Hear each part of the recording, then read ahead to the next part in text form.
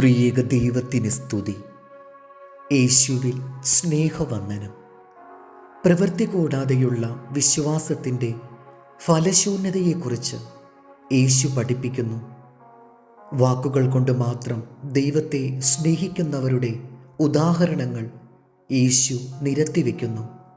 പ്രവൃത്തി കൂടാതെയുള്ള വിശ്വാസം പ്രയോജനമില്ലാത്തതാണെന്ന് വീടുപണിയുടെ ഉപമയിലൂടെ യേശു വിശദീകരിക്കുന്നു.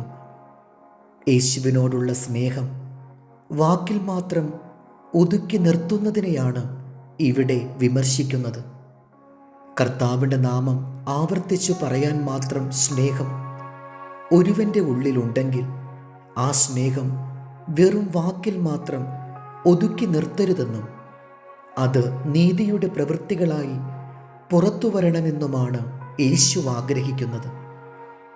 കർത്താവിനോടുള്ള സ്നേഹവും ബഹുമാനവും വാക്കിൽ മാത്രം ഒതുക്കുകയും പ്രവൃത്തികളുമായി അതിന് യാതൊരു ബന്ധവും ഇല്ലാതിരിക്കുകയും ചെയ്യുമ്പോൾ നാം കർത്താവിന് കൊടുക്കുന്ന ബഹുമാനം യേശുവിനെ രാജകീയ വസ്ത്രം ധരിപ്പിച്ച് യഹൂദന്മാരുടെ രാജാവെ സമാധാനമെന്നു പറഞ്ഞ് വാക്കുകളിൽ അവനെ ബഹുമാനിക്കുകയും എന്നാൽ അവൻ്റെ മേൽ തുപ്പുകയും അടിക്കുകയും ചെയ്തുകൊണ്ട് പ്രവൃത്തികൾ വഴി അവനെ അപമാനിക്കുകയും ചെയ്ത റോമൻ പടയാളികൾ നൽകിയ ബഹുമാനം പോലെയാണ്. വീടുപണിയുടെ ഉപമയിലൂടെ യേശു ഇത് വ്യക്തമാക്കുന്നു. സ്വന്തമായി ഒരു വീട് പണിയണമെന്ന് ആഗ്രഹിക്കുന്നവരാണ് നമ്മിൽ പലരും. കാണാൻ എത്ര ഭംഗിയുണ്ടെങ്കിലും വിലപിടിച്ച വസ്തുക്കളാൽ എത്ര അലങ്കരിച്ചാലും വീടിന് ഉറച്ച അടിസ്ഥാനമില്ലെങ്കിൽ എല്ലാം പാഴ്വേലയാണ്.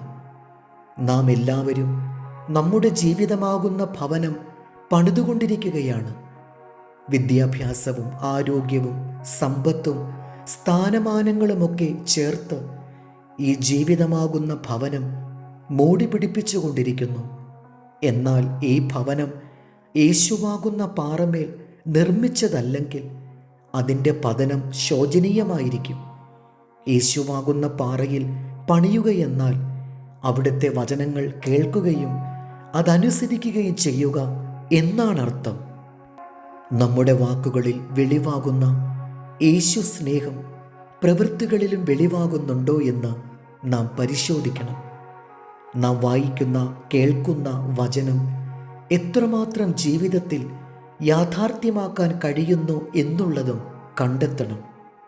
വ്യവസ്ഥകൾ കൂടാതെ പൂർണ്ണ വിശ്വാസത്തോടെ സമർപ്പിക്കുമ്പോൾ ദൈവത്തിൻ്റെ പ്രവൃത്തി അത്ഭുതകരമായി നടക്കുവാൻ ഇടയാകും.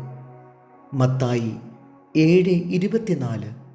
ആകയാൽ എൻ്റെ ഈ വചനങ്ങളെ കേട്ട് ചെയ്യുന്നവനൊക്കെയും പാറമേൽ വീട് പണിത ബുദ്ധിയുള്ള മനുഷ്യനോട് തുല്യനാകുന്നു.